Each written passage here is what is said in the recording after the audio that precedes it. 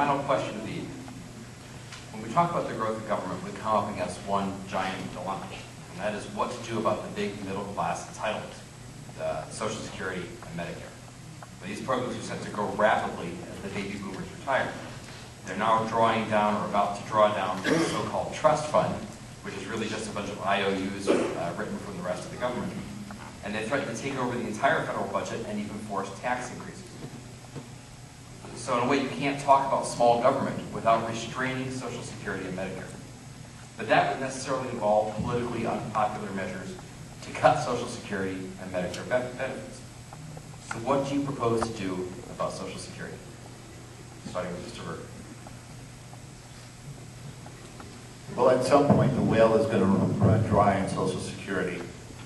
And what I believe we're going to need to do is give it to people of a certain age, and then after that, we're going to have individual savings accounts. But that can be achieved, and very successfully, when the government reduces the compensatory tax rates that we have, the progressive tax rate system.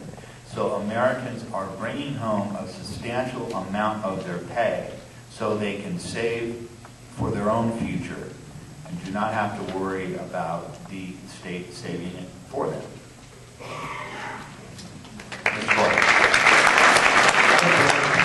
Well, I think we have an obligation to those senior citizens who are relying on Social Security. We've built up this system for them for many years. I think that it has been just horrific that what we've been doing is raiding the so-called Social Security fund and simply made it into a bunch of IOUs. The first thing we got to do is stop doing that and start building these savings accounts for them. I think that we also need to encourage for our younger members of society to save more money for their own retirement and not be so reliant on Social Security. I don't think we can just stop Social Security. I don't think we can let it keep going the way it is because it's going to go bankrupt. So we're going to have to maybe look at saving some money somewhere else in the government to fund that trust fund so that we can take care of those people that have been relying on this and who were promised Social Security all this time. I think we have to continue that program for those people. I think we need to rethink Social Security in the future and see if there's not a better way of doing it through individual savings and investments that people do, and that would be my solution to the problem. Mr. McKelvey. Jim McKelvey. You know, the problem with Social Security and other entitlements is that, and the big problem here is they talk about it year after year after year after year. Nothing gets done. Why? And we all know this to be true. All politicians are interested in one thing: what will keep them in office. So what do? They pass it on to the next, and they pass it on and pass it on, and that has got to stop. We need people in D.C. who will make those hard decisions. Why? For what's best for the country. What a novel idea. Let us do what is best for them. It just blows my mind that these people are selling out our country, selling out our Constitution. Why? Just to keep power, to keep office? It's got to stop. So America, wake up and put people in office who will put country first. Let's stop raiding the Social Security coffers and using it for things other than Social Security. There's many, many things, and these are hard decisions, but we need people in D.C. that will make these hard decisions.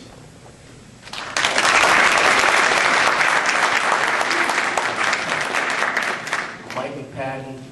I think it's time that we as a country grew up. It's time that we as a country began to act as adults. Yeah, no one wants their ox gored, but somebody's ox is going to get gored if we're going to cut the size of government. This is exactly what needs to happen. Social Security can be privatized, but we have demagogues, typically on the other side and sometimes on our side, who go out there and say, if we privatize it, you'll lose your benefits. No, you won't. You're going to lose all your benefits when the system fails catastrophically, and that's where we're heading right now. It's heading to a point, and these people will be out of office.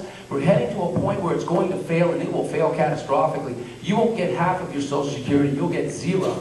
We need to stem the tide now. If we send people to Congress in 2010 who are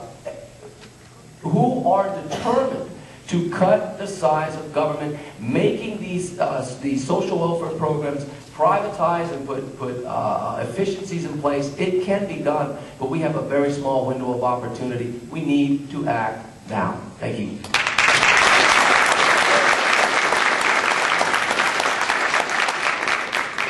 Mr. Ferrin. Ron Ferrin, or just Ronald, if that brings memories back. During the 90s, and this is all verifiable on YouTube, during the 90s, people like Barney Frank and Teddy Kennedy, both bastions of free-thinking Americans, said, Social Security is broke. We must do something and do something now. Bush administration came along and said, we must do something and do something now. And they said, why? It's not broken. Social Security is fine. Which, of course, the definition of liberalism is situational ethics, and so it worked for them.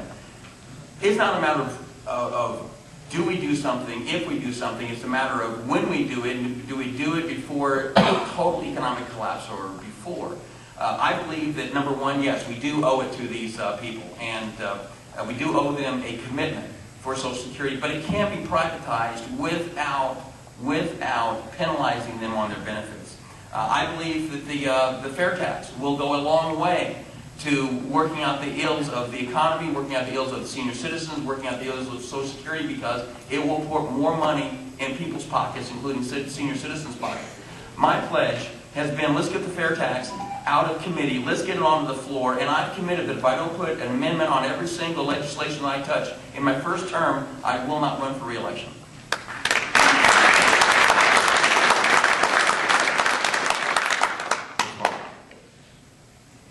We are currently dealing with the exact same thing in Virginia right now.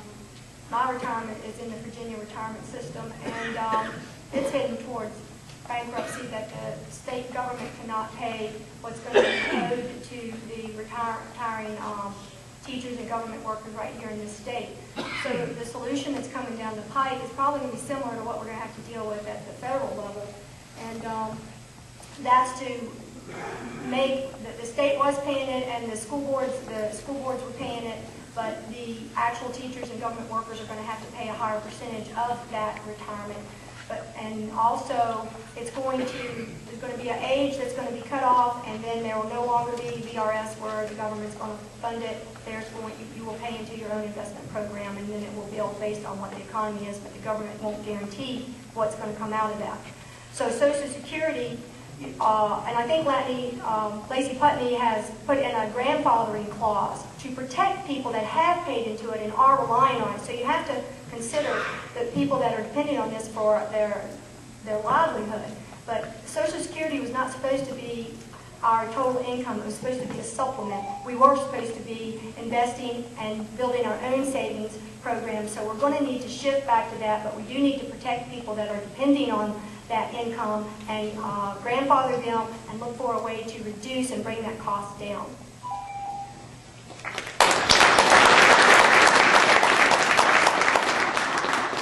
That's our final question, and I want to thank the candidates for coming out today. We know, and we have someone over there to remind us, that you didn't have to come here tonight. So we appreciate your making the effort and submitting to this barrage of questions. I would also like to thank everyone in the audience who made time to come out tonight. There are few ideas more powerful than the idea of the consent of the governed. The idea that our leaders exercise power on our behalf and have to appeal to us with persuasion and gain our permission to remain in office, to stay in office.